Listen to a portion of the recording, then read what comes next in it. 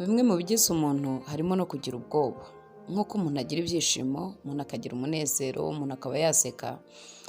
Ibyishimo hari ikibitera, umunezero hari ikiwutera, n'amahoro yo mu mutima hari ikiyatera. Rero mu buzima bw'umuntu bwa buri munsi, uko tubayeho n'uko turemye, hariho ibidutera ubwoba, hari ibituma twumva tudatekanye. Ubwo buzima rero bushobora kubaho rimwe na rimwe bitewe n'impamvu zitandukanye. Bishobora guterwa n'impamvu z'ibyo uri kunyuramo, bishobora guterwa n'impamvu z'ibibazo ufite. Ubuzima bw'ubwoba bushobora guterwa n'ejo hazaza. Akenshi umuntu uko aremye dutinya ejo. Ejo bizamera bite? Ejo nzamera nte? Ejo nzarya iki? Ejo nzanywa iki? Ejo abana baziga bati? Ese ejo akenshi ejo itera ubwoba umwana w'umuntu cyane.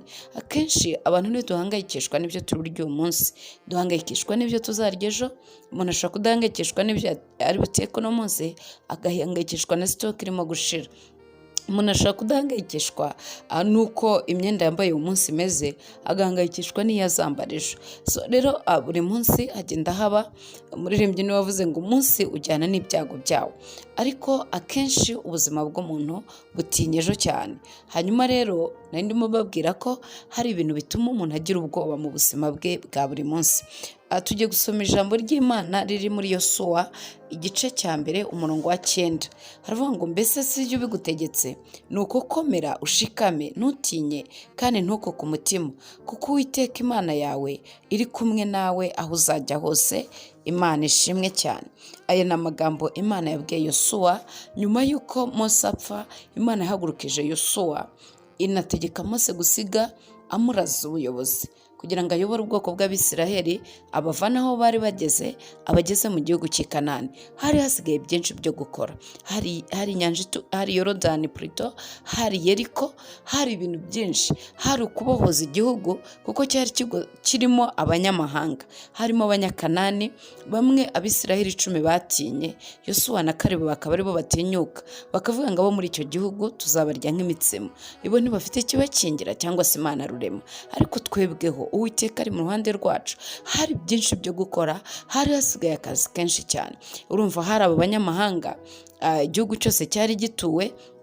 Yosuwa yagombaga gukora kugira ngo buri muryango ubone aho utura, nuko hagombaga kuvamo abo banaki. Ikindi hari ukwambuka Yorodani, hari Yeriko yari bari imbere. Byari byinshi rero byashoboraga gutuma Yosuwa agira ubwoba, Yosuwa ahinda umushyitsi, Yosuwa atinya ejo hazaza. Ari nkawe wabikora cyangwa se nanjye nshobora kuhatinya nkavuga ati se hano Yorodani twagize umugisha tubona Imana yambutse Abisiraheli inyanja itukura ikoresheje inkoni ya Mose. Ese bimeze bite kuri njyewe? Yashoboraga kugira ubwoba, agatinya Yorodani, agatinya Yeriko yari muri imbere, ndetse akagira ubwoba bw'abanyamahanga bari bari mu gihugu cy'i Kanani. Ariko Imana imubwira ijambo irimo imutuma, irimo imuhagurutsa. Nusoma icyo gice cya mbere bazakwereka uburyo Imana yagiye imukomeza. Iramubwira ngo bana nanjye, komera kandi ushikame, kandi sinzaguhana. Abantu bashobora gutekereza yuko Yosuwa aya magambo yabwirwaga y'ubusa. Oya, hari impamvu zibitera. Nk'uko nawe uyu munsi ufite impamvu zirimo zibigutera kugira ubwoba. Hari impamvu nyinshi mu buzima, hari izo ubona, hari n'izo utekereza kuzabona. Kuko akenshi ushobora no gutekereza izo uzabona zitaranaba, ukavuga ati ejo ndumva nzaba napfuye, ejo ndumva hari ibintu byinshi bitandukanye. Hari impamvu nyinshi rero. Yosuwa nayo yari afite impamvu zituma Imana imuhana amagambo. Twasomye ijambo ryiza rero. Imana ibwira Mose, ibwira Yosuwa, iramubwira ngo mbese si ibyo bigutegetse, si njye ngutegetse kuyobora Abisiraheli, si njye ngutegetse kubajyana mu gihugu cy'i Kanani. Imana ishimwe, haleluya. Si njye ngutegetse. Iramubwira ngo ubwo ari njye mbigutegetse, komera kandi ushikame, ntukuke umutima kandi ntutinye, kuko Uwiteka Imana yawe iri kumwe nawe aho uzajya hose. Imana nishimwe cyane. Komera wiyongeremo imbaraga. Ayo niyo magambo Imana yabwiye Yosuwa, komera wiyongeremo imbaraga. Iramukomeza kuko hari ibishobora gutuma atentebukirwa, iramukomeza kuko hari ibishobora gutuma ashiramo imbaraga. Iramubwira ati yongeremo imbaraga kuko ibyo ari bo bishobora gutuma zishira. Rero ubwoba mu magambo meza, uburyo busobanuka neza, ni nko guhunga. Iyo ugize ubwoba urahunga, ugahunga urugamba, run away, ukajya kuri, ukirukanka, ntubashe guhangana n'ibyo uri kunyuramo. Yosuwa rero Imana yari irimo imubuza kino kintu, ntugire ubwoba, ntuse kwirukanka, ntusahunge, haleluya, ntusajye kure, ntusange kure, ntusahunge kubera ibikuri imbere. Nicyo Imana yari irimo ibwira Yosuwa, komera, ntuhunge. Nugera imbere ya Yorodani ntusahunge, nugera imbere ya Yeriko ntusahunge, nugera imbere y'abanyamahanga bari muri Kanani ntusasubire inyuma, ntusirukanke ngo wirukanye kubera ubwoba. Kubera iki Imana yari irimo imubwira gutya? Yari irimo imubwira, iramubwira ngo kimwe cyo nkwijeje ni uko ndi kumwe nawe. Imana ishimwe cyane, kuko Uwiteka Imana yawe ari kumwe nawe aho uzajya hose. Icyo nicyo gituma Imana imubwira ngo komera. Ibituma adakomera birahari, nabibabwiye. Ibituma ahinda umushyitsi birahari, nabibabwiye. Ibituma agira ubwoba birahari, nabibabwiye.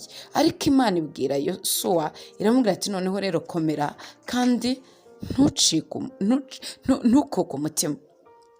Ubwoba nibukomanga ku rugi, reka nkubwire muvandimwe, ubwoba nibukomanga ku rugi rwawe, ukumva ubwoba bwakomanze, burimo buraguha amakuru y'ibiriho ndetse n'ibitarabaho, bukakubwira ati dore uko bimeze, urupfu rurakwegereye, ubukene buraje, ibibazo biraje, abantu ntibagukunda, isi irakuzengurutse. Ubwoba bukaguha amakuru y'ibintu byinshi, urugo rugiye kukunanira, inshuti zigiye kukuvaho, umutware wawe arakwanga, umufasha wawe bimeze gutya, umuryango dore uko bimeze. Ubwoba bukaguha amakuru, bugakomanga iwawe. Reka nkubwire, uzajya kubukingurira, uzoherezeyo kwizera, abukingurire, abubaze icyo bushaka. Haleluya, Imana nishimwe cyane. Uzoherezeyo kwizera, abukingurire, abubaze icyo bushaka, kubera yuko niwe ufite ibisubizo. Amen.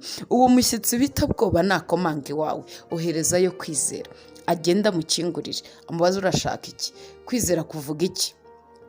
Kwizera ni ugutera urutambwe ugakandagiraho ubwoba bwatinye. Nimba ubwoba bukomanze bukubwira ngo ejo ntibizakunda, kwizera kurabubwira ngo ejo bizakunda. Njyewe kwizera ntera urutambwe aho mwatinye, ntera urutambwe aho ubwoba bwananiwe. Imana nishimwe cyane. Yosuwa yakandagiye muri Yorodani, Yorodani itigeze icika.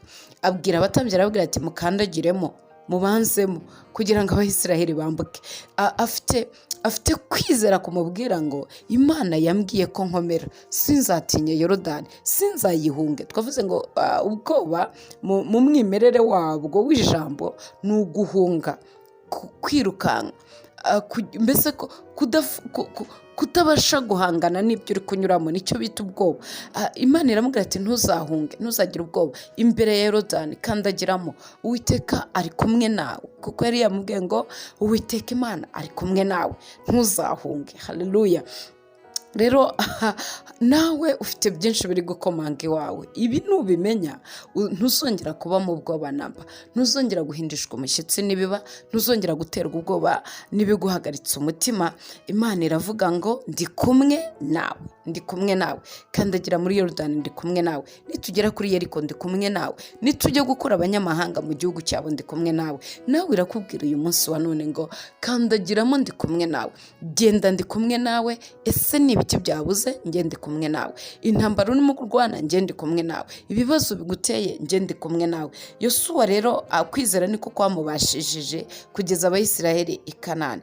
Kwizera ni ukudahunga iby'ubwoba bwatinye, ugahangana nabyo mpaka utsinze. Nicyo bita kwizera.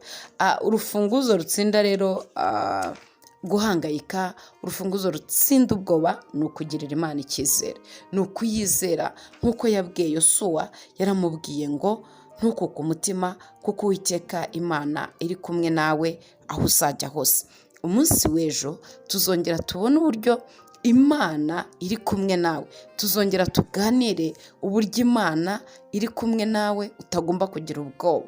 Tuzongera turebe ibintu byatuma ubaho ubuzima butagira ubwoba. Yesu nabaha umugisha, mugire umunsi mwiza kandi muhahe muronke igitondo kibi cy'umugisha, umunsi wose uba umugisha, mwirirwana amahoro kuko iri kumwe namwe, ni inyembaraga, ni intwari kandi irakiza. Uwiteka ari kumwe nawe, mbese hari umubisha? Uwiteka ari kumwe nawe, nta kibi wagombye gutinya. Umunsi mwiza rero, ukomerere mu mwami. Haleluya. Reka dusubire umunsi w'ejo. Imana ibahe umugisha.